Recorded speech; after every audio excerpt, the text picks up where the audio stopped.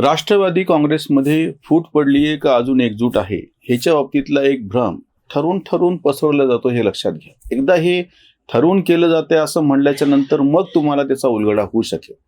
त्याच्यावरती टीका केली जाते, बाकीचे वेगवेगळ्या पैलूनं बोलल्या जाते, पण त्याच्यातला एक जो पैलू आहे जो जास्त महत्वाचा आहे असं आम्हाला वाटतं. राष्ट्रवादी काँग्रेस अंड्याच्या पूर्वाश्रमीचा पवारांचा जो पक्ष होता, समाजवादी काँग्रेस किंवा पुलोद आघाडी आणि स्वतः पवारांचं राजकारण, हे सगळं सातत्यानं फक्त सत्तेच्या भोवती राहिलेलं आहे.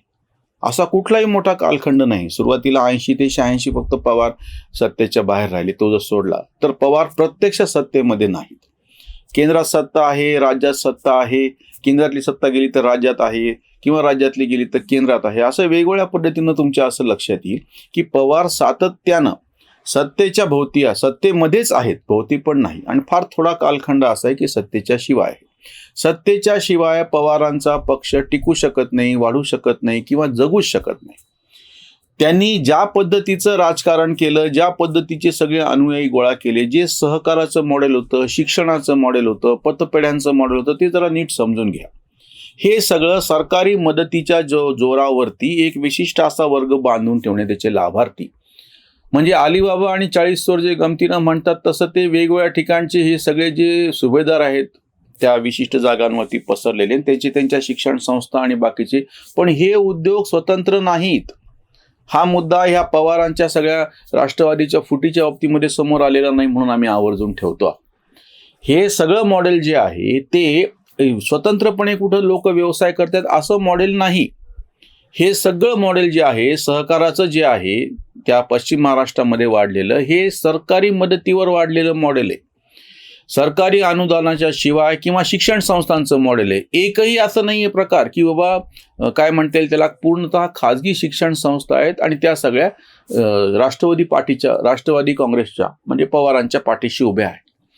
पवारांचं मॉडेल जे आहे की सरकारी अनुदानाच्या वरती चालणाऱ्या ज्या शिक्षण संस्था आहेत त्याच्या जीवावरती जे तिथले त्या भागातले नेते मोठे झाले त्यांना सगळ्यांना गोळा करायचं आणि मग त्याच्यानंतर पक्षाचे बांधणी करायची. त्याच्यामुळे आता जेव्हा पक्षामध्ये फूट पडली का नाही फूट पडली ह्याच्या बाबतीत जो संभ्रम तयार केला जातो त्याचं कारण ते आहे. महाविकास आघाडीचं सरकार कोसळल्याच्या नंतर आणि केंद्रामध्येही पुढं काही बदल होण्याची शक्यता नाही हे कळल्याच्या नंतर अस्वस्थ होऊन ज्या पद्धतीने अजित पवार आणि शरद पवारांचे सगळे अनुयायी असलेले सगळे धाड सगळे सत्तेमध्ये निघून गेले. म्हणताना वरवर पवार काहीही म्हणत, पण पवारांना सुद्धा हे माहिती आहे की आपल्याला पक्ष सरकारी अनुदानाच्या या सगळ्या कोबड्या ज्या आहेत ह्याच्यावरती जगणारे जे लोक आहेत त्यांच्याशिवाय टिकवता येत नाही.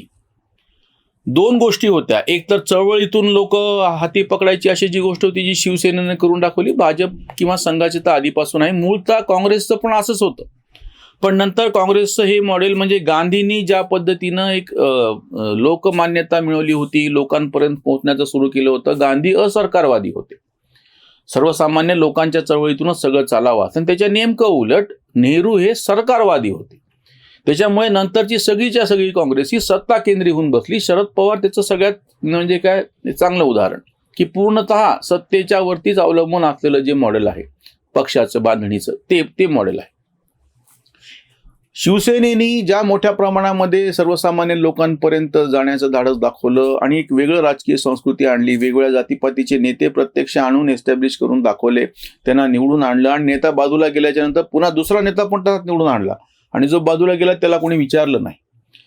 हे सगळं कधीही राष्ट्रवादीला जमलेलं नाही.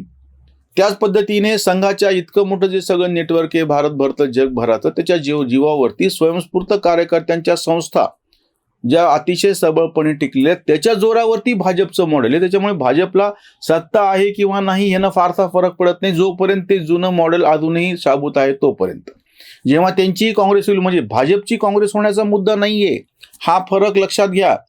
भाजपची काँग्रेस होण्याच्या पेक्षा संघ आणि संघ परिवारातल्या ज्या संस्था आहेत जेव्हा त्यांची काँग्रेस होईल, म्हणजे जशा जुन्या सेवादलाच्या आणि बाकीच्या सगळ्या संस्था होत्या समाजवाद्यांच्या, काँग्रेसचं सेवादल होतं. बऱ्याच जणांना हे माहिती नाही म्हणून सांगावं लागतं. काँग्रेसचं सेवादल होतं. काँग्रेसच्या सेवादलामध्ये निष्ठावंत पद्धतीनं काम करणारे कार्यकर्ते होते. काँग्रेस सेवादलातल्या कार्यकर्त्यांच्या संस्था होत्या. विविध ह्याच्या म्हणजे अगदी त्या व्यायामशाळा का असना, जुने वाचनालय होते आमच्याकडच्या भागामध्ये, हे सगळं काँग्रेस सेवा दलचे कार्यकर्ते होते आणि ह्याच्या जीवावरती मग ते काँग्रेसला दीर्घकाळपर्यंत सत्ता राबवता आली.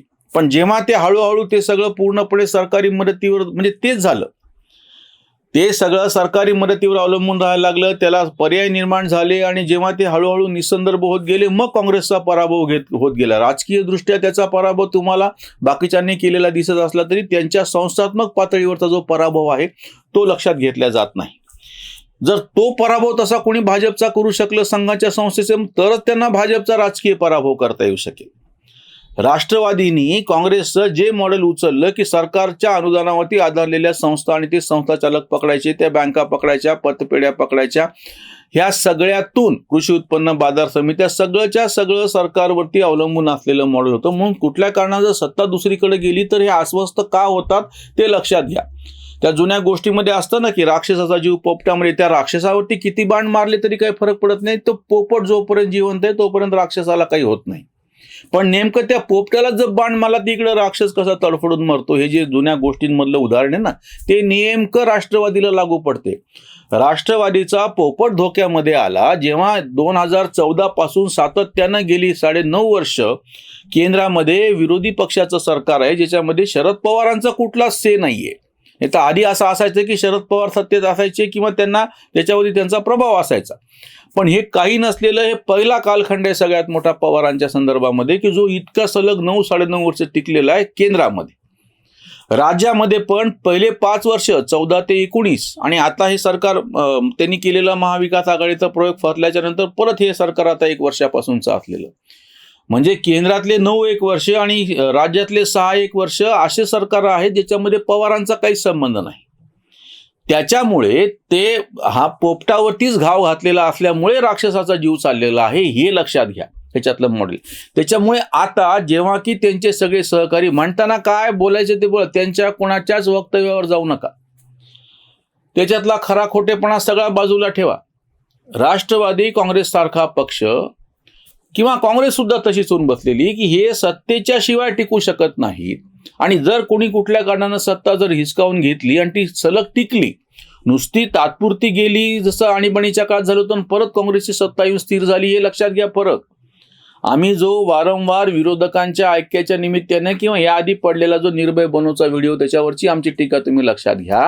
हे जे मॉडेल आहे, तुम्हाला जर काँग्रेसला सक्षम पर्याय द्यायचा असेल तेव्हा एक पक्ष उभा करावा लागत होता, तो यांनी केला नाही, तो जनसंघाने नंतर भाजपनी केला, संघवाल्यांनी केला, म्हणून तो टिकला. आता उलट ह्या भाजपची सत्ता तुम्हाला घालवायची असेल तर एक संघ असा कुठला तरी पक्ष संघटना उभी करावं लागेल, कडबोळं तयार करून चालणार नाही. राष्ट्रवादीमध्ये फूट आहे का फूट नाही या सगळ्याच्या घोळाचं कारण हे आहे. हे का कबूल करत नाहीत, कारण त्यांना माहिती आहे तसं स्पष्टपणे समजा फूट आहे म्हणलं तर मग अजित पवार बरोबरच ह्यांचे सगळे सत्ताकांक्षी लोक जातील, शरद पवाराबरोबर कोणीच राहणार नाही. म्हणून फूट नाही म्हणून असा एक संभ्रम तयार करायचा आणि जे काही थोडेफार आपल्यापाशी आहेत ते लोक टिकवून ठेवायचे, त्याच्यावरची ही उसंतवाणी. राष्ट्रवादीमध्ये नाही म्हणे फूट, इतरांना कुठ प्रश्न पडे. काका म्हणे आहे माझाचा अजित, चारी मुंड्या चित तुम्ही सारे.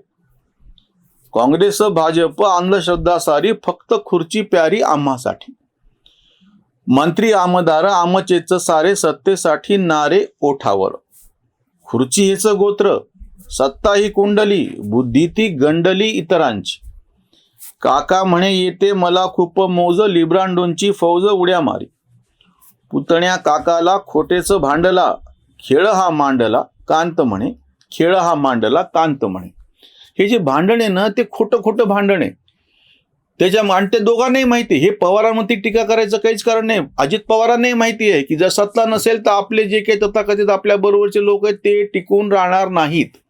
यांनी जे मॉडेल उभं केलेलं आहे तेच मुळामध्ये फक्त सत्तेच्या पायावरती आधारलेलं असल्यामुळे एकदा का सत्ता गेली की ते सगळं कोलमडून पडतं. त्याच्यामुळे हे त्याला चिटकून आहेत आणि अशा पद्धतीनं ते जर राहणार असतील तर ह्या पक्षाला, कुठल्याच पक्षाला, आता पूर्णतः सरकारच्या ह्याच्यावरती अवलंबून असणाऱ्या कुठल्याच पक्षाला फार काळ भविष्य असू शकत नाही. मोदींनी रेवडी कल्चरची जी रेवडी उडवली होती ती लक्षात घ्या. आम आदमी पक्ष असो कोणी असो, फुकट वाटपा वाटपी, सरकारी मदतीवर अवलंबून असलेलं जर एखादं मॉडेल तुम्ही हे जुनं जे पक्ष ठेवणार असतील ते पक्ष अडचणीमध्ये आले, ह्याच्या नेमकं उलट लोकांमध्ये जाऊन लोकांपर्यंत पोहोचून वेगळे काहीतरी योजना आणि कार्यक्रम राबवून जर तुम्ही काही करणार असाल तरच तुम्ही भारतीय जनता पक्षासारख्या सक्षम अशा पक्षाला पर्याय देऊ शकता. इथेच थांबूयात. धन्यवाद.